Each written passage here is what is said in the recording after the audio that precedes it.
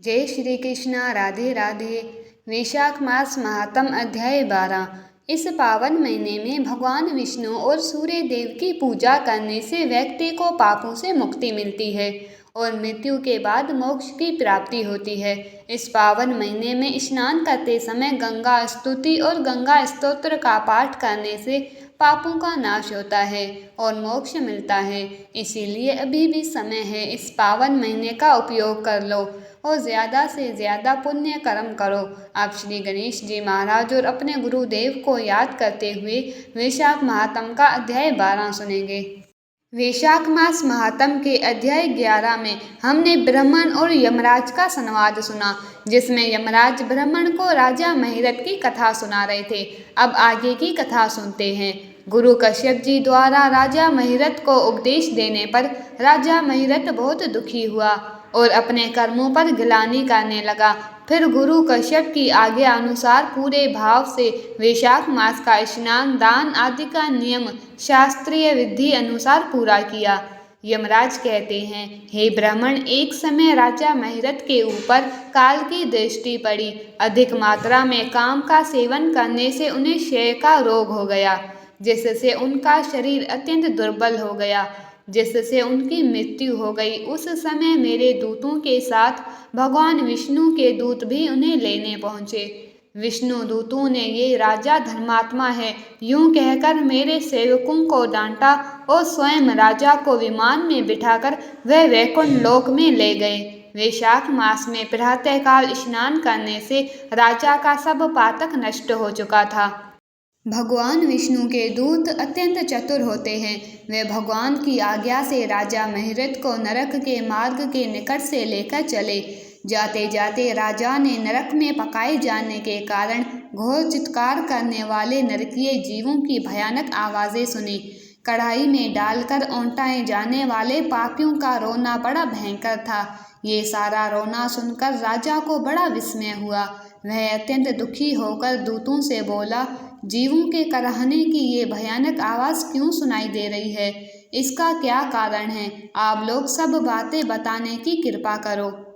विष्णु दूत बोले, जिन प्राणियों ने धर्म की मर्यादा का परित्याग किया है, जो पापाचारी और पुण्यहीन है, वह तामसिक आदि भयानक नरकों में डाले गए हैं। पापी मनुष्य प्राण त्याग के पश्चात यमलोक के मार्ग में आकर भयानक दुख भोगते हैं। यमराज के भयंकर दूत उन्हें इधर उधर घसीटते हैं और वह अंधकार में गिर पड़ते हैं। उन्हें आग में जलाया जाता है, उनके शरीर में कांटे चुभाए जाते हैं, उनको आरी से चीरा जाता है तथा वह भूख प्यास से पीड़ित रहते हैं। पीप और रक्त की दुर्गंध के कारण उन्हें बार बार मूर्छा आ जाती है। कहीं वह खौलाए हुए तेल में ओटाए जाते हैं, कहीं उन पर मुसलों की मार पड़ती है और कहीं तपाए हुए लोहे की शिलाओं पर डालकर उन्हें पकाया जाता है। कहीं वमन, कहीं पीप और कहीं रक्त उन्हें खाने को मिलता है।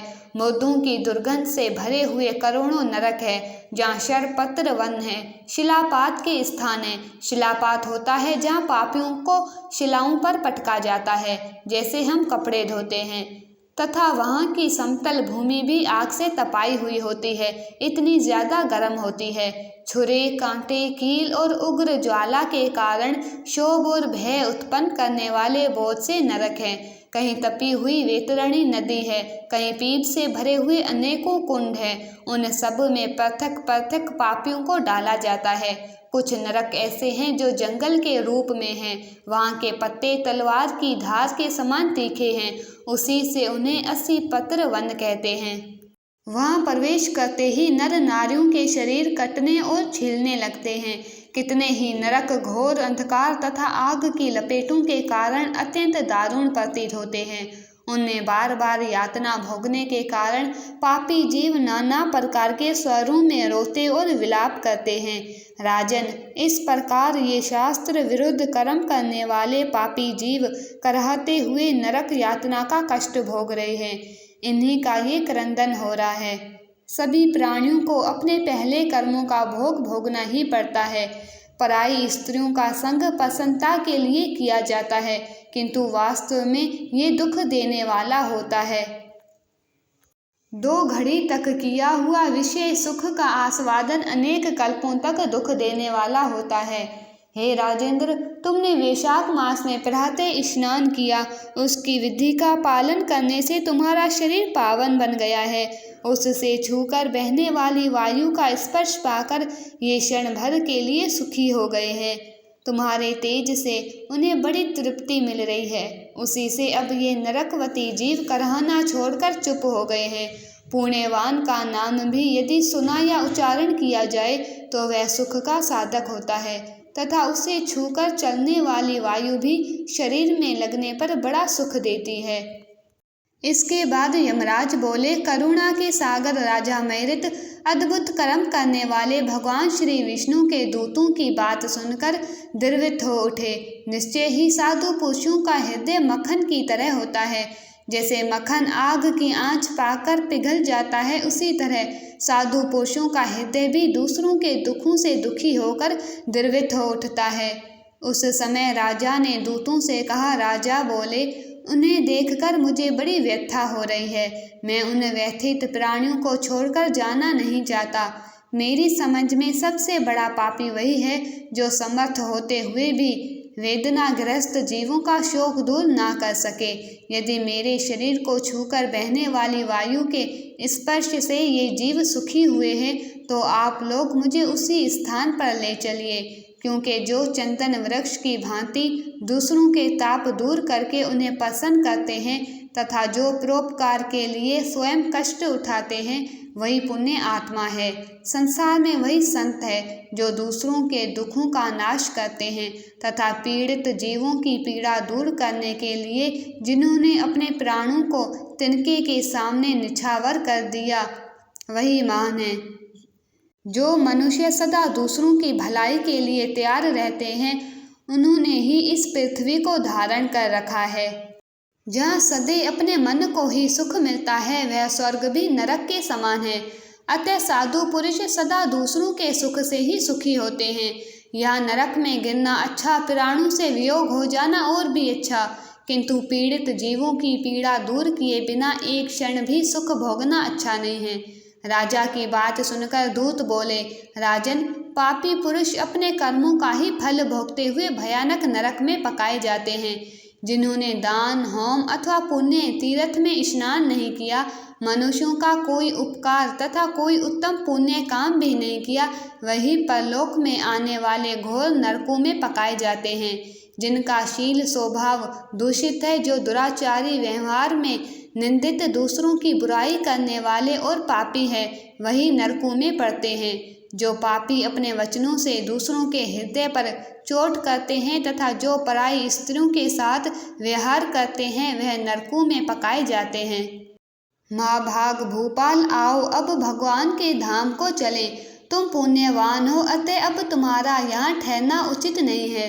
राजा ने कहा, विष्णु दूत गणों, यदि मैं पुण्य आत्मा हूँ तो इस महाभयंकर यातना मार्ग में कैसे लाया गया?